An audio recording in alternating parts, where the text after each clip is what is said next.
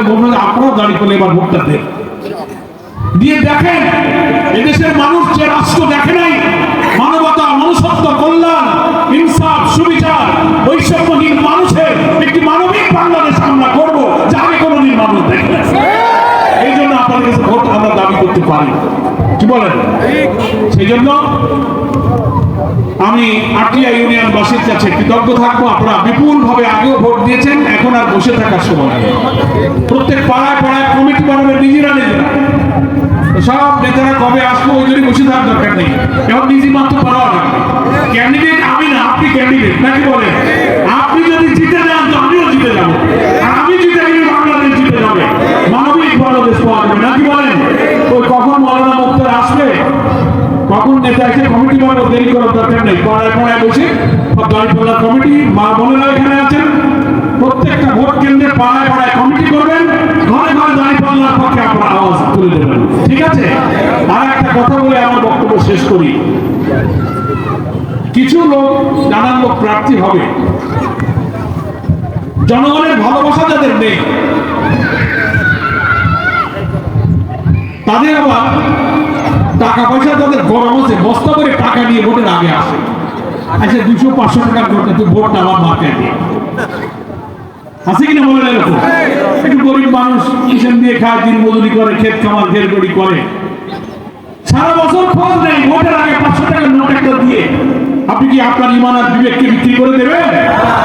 আমার সারা বছর জীবনের দুঃখের সময় তোমাকে পাওয়া যায়নি, এখন ভোটের সময় এসে পছন্দ হয় না, নামাজ নাই, রোজা নাই, চাঁদাবাজ বস্তানরা সব ঘিরে আছে, আপনি 200-500 টাকা দিয়ে আমার ভোটটা কিনে নিয়ে যাবেন। আমি বলি টাকায় তো বিক্রি হয় বাজারে, গরু, ছাগল, হাঁস মুরগি বিক্রি হয়, মানুষ তো টাকা বিক্রি হয় না।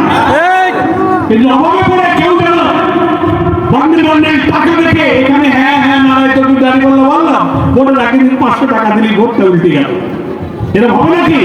খবরদার মা বোনেরা, ভোট হচ্ছে একটা আমানত, এই আমানতের খেয়ানত করা যাবে না। আল্লাহ বলছেন ইন্নাল্লাহা ইয়া'মুরুকুম আন তুআদ্দুল আমানাতি ইলা আহলিহা, নিশ্চয়ই আল্লাহ আদেশ দিচ্ছেন তোমরা সব ধরনের আমানতকে তার উপযুক্ত জায়গায় রাখো, উপযুক্ত স্থানে তুমি তোমার আমানতকে রাখো।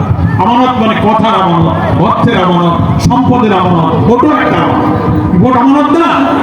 আপনি যদি কোনো চাঁদাবাজ, বেনামাজি, দুর্নীতিবাজ, খুনিকে একটা ভোটের কারণে সে যদি জিতে যায়, তাহলে এই ভোটের কারণে সে যে ক্ষমতা হাতে পেল, এই ক্ষমতা দিয়ে যত অন্যায় করবে, যত চুরি করবে, যত অপরাধ করবে, যাদের ভোটে এই পাপ করার সুযোগ পেল, ওই ভোটাররাও সেই পাপের ভাগিদার